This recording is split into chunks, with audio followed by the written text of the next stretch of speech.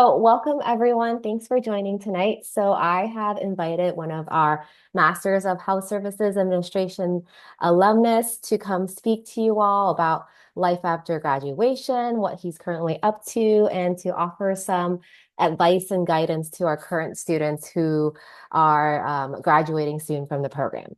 So, Wollensky Gene is a graduate of our program, like I mentioned. He also previously graduated with a Bachelor's of Health Sciences from Florida Atlantic University. During his graduate studies, Wollensky completed an administrative residency with Memorial Hospital in Miramar, where he gained experience in healthcare operations, financial analysis, strategic planning, and process improvement initiatives. His professional background includes healthcare administration, staffing coordination, quality assurance, payroll management, and regulatory compliance. First, I wanted to see how things are going after graduation. What have you been up to? So tell us. So after graduation, it's been tough. I was able to secure a job with a pediatric home care agency, healthcare organization that specializes in pediatric home care. There, in my role there, I worked as a service coordination manager. I managed payroll systems as well as staffing coordination, as well as communication between the skilled nurses as well as operations team. Okay, great. And so after graduation, what kind of, how did you look for jobs? Because I know you did get your job shortly after graduation, right? So what websites did you use? What platforms? So definitely LinkedIn, definitely Indeed. I also reached out to you as well. You were a big help. I was able to secure some interviews, but also to different healthcare organizations such as Broward Health, Baptist Health. Really just trying to get my foot in the door and apply to those jobs. Okay. And did you tailor your resume for the different positions you applied for? Yeah, so depending on the role, I tailored my resume specific to words such as healthcare operations, staffing, quality and assurance. So different keywords like that, I tailored my resume around those words. Okay. And so was it hard at first? Because I know it can be difficult at times, but what was your experience like? So it was definitely challenging, especially coming from little to no experience in healthcare. So it was most definitely challenging, but I would say that doing the residency with Memorial Hospital Miramar, it definitely gave me an edge because I was exposed to healthcare operations during my residency there at Miramar. Yeah, and it was quite a commute for you, right? It was about a 45-minute commute. Oh wow. Yeah. And how many days a week did you make the drive over there? About three to four times a week. Oh wow. Yeah, Okay. so yeah, because like I said, coming from little to no experience, I wanted to immerse myself within the organization and how they run things, and definitely to gain that experience. Yeah. And would you say the internship was pretty hands-on? Like, did they It assign you to was, projects? it was. I worked closely with my preceptor, as well as the CFO, the chief financial officer. She gave me projects in terms of financial planning and managing. So it was a great experience. Okay, great. And so, through the hard times, how did you kind of persevere and not be too hard on yourself because, it was difficult. Yeah, it was tough, but one thing that I never stopped putting in applications, reaching out to recruiters. That is one thing I um, emphasize greatly. Use LinkedIn, use Indeed, use all these platforms and reach out to these recruiters. If you apply, follow up with an email. It doesn't hurt. Sometimes they'll see it and respond, sometimes they don't, but you just keep pushing and you just stay the course, really. But that's one thing that I did. I reached out to the recruiters, email, LinkedIn, however I can get in contact with them, I was definitely following up. Okay, yeah, that's great advice, Wollensky. And did the recruiters respond back to you? A few of them did. A few Okay. of them did, but everybody's busy. But Yeah. a few of them definitely did, so it's definitely worth it. Like I said, when you apply, follow up with an email. Very Yeah. important because you have to remember you're not the only applicant. It's very competitive. So to stand out, you want to follow up with an email. It shows that you're interested for sure. Yeah, for sure. I totally agree. So, how did you stay organized with your job applications? Because I know I sometimes you can get use callbacks. Yeah, so I use different tools such as ChatGPT, Okay. and helping me Oh, organize, yeah, and helping me organize, let's say like I'll make a list of recruiters and I'll organize it to where if I reached out to this recruiter, I check it off. So okay. that way I know I reached out to them already or how many times I reached out to them. So definitely a system, you have to build a system and stay organized. Okay. Good. Yeah, that's a great advice for students. So, I guess going back to, your grad student days, what do you think if you had to do it all over again, would you do anything different? Would you have been more involved? Like, what are your thoughts on that? So one thing I would have done differently, I would have definitely applied to more internships.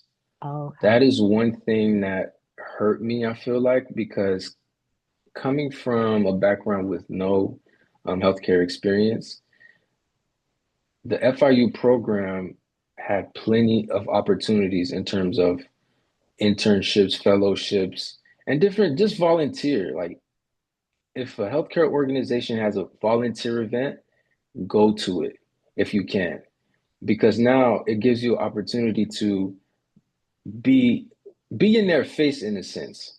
Even if it's not a job fair, it's just volunteering. It shows that you're interested. It shows that you're interested in their organization. So that's one thing that I didn't do that I wish I did. Um, Volunteering, community events. Like I said, the internships that are emailed every morning. I remember those emails. Um, I I regret not taking advantage of those emails, but definitely take advantage. And I know it can be hard because I was a full time employed as well as Right, full time student. So right. it can be tough trying to decide if you want to if you want to do it, but you just gotta know your why. You gotta know what you're in it for. You gotta know that the light is at the end of the tunnel. So definitely Yeah. take advantage of those internship opportunities and network. That's another thing. Network. Yes. Um, Dr. Young is a vessel. She is a vessel for Thank you you. guys because she's definitely helped me in my job search for sure. And your different professors too. Reach out to them and really just maximize your time at FIU. Yeah, yeah, that's great advice, Zelensky. I feel like you're in my head because these are all the things I tell my students all the time. So thank you for echoing that and kind of hearing it from, someone who went through the program and and yourself, students can relate to you. So yeah, so I totally agree with everything you just said. So thank you. You're So welcome. I guess do you think so what are some skills or experiences do you think you had as a student that maybe you didn't realize that would help you in your job search or your career, your professional career now that you kind of underestimated yourself? Definitely communication. Okay. One thing too, I feel like even me when I was going through my job search, I felt like my previous experience wasn't enough. Do not underestimate your previous Yes. experience. Whatever experience you have, maximize that into healthcare industry, whatever career that you're going for within healthcare. Any previous experience that you have is useful. It is transferable. So definitely do not underestimate your pre. You may have worked in real estate before or whatever industry you was before coming into this program. Do not underestimate those skills that you've already built and that you already have. If it's transferable, maximize it. Yeah, because you came from a totally different field, right? It was in, Yes, property well, you, management. yeah, property management. Right. So, yeah, and so it's amazing that you're working in healthcare now because, so remind me, what are you doing right now? What is your current So, role? so I'm a healthcare analyst for a medical billing company. Yes. Okay, and then I think you mentioned you work in like revenue cycle management. Yes. Yes. So Okay, they are a revenue cycle management company. okay. And what was the interview process like? How did you, basically promote your skills and your knowledge So to land the position? the interview process was actually, shorter than I thought. Hmm. Because doing all these interviews, sometimes it's three interviews, 3 rounds, 4 rounds. The recruiter was, like I said, I reached out to the recruiter, expressed my interest, and in after 2 rounds, I was able to get an offer. So going into the interview though, I definitely emphasized my skills in my previous role as a service coordination manager. And also to, you know, it's important to sell yourself, but it's also important to know what kind of culture you're going into because you definitely want to ask those questions. You want to know if this is going to be the right fit for you. So you want to tailor your questions to your interests as well, because just as much as they're looking to for you to bring value, they have to bring value to you as well. So always keep yourself in mind too when you're going through these interviews. Yeah, that was such a great piece of advice because although you are looking for a job, you have to find a company that will work for you, right? Has the same Exactly. values, have a great culture because you don't want to be, not happy in your place of work because you spend so much time there, right? So Right, for sure. yeah. So that's great. So for this job, you actually reached out to the recruiter? I did. Okay, on I LinkedIn did. or On where? LinkedIn. So you I just like applied. message them? Yeah, I applied on LinkedIn and then I followed up quickly with a quick message. And Oh, we were able to schedule an interview. okay. And did you just have like a normal LinkedIn account? You didn't pay the premium or anything? No, I had a normal LinkedIn account, yeah. Oh, wow. Okay. Okay, good. That's Well, why it's thanks. important to follow up with these emails, quick message, follow up, hey, I'm interested and I would like to learn more about the role, know more about the role, know more about the company. That way it shows that you're interested. Yeah. Yeah, and especially on LinkedIn, you can see like how many people applied and it's like It's a 100 plus lot. or Yeah, 500 plus. So like if you're like one of the few who reaches out to the recruiter, then you're standing out, right? Amongst right. like the many people who apply. Also, too, do not be discouraged by that. Yeah. The 100 applicants. It can be discouraging, but Hmm. don't let it discourage you. You got to stay the course. Follow up with those emails. Following up is important. It's key. Yeah. Well, thank you, So. Wollensky. Yeah. Do you have any parting advice or guidance for our current students? I would say don't leave FIU without fostering meaningful relationships with your professors, with your cohort, people that you've met along the way in the program. Foster those relationships.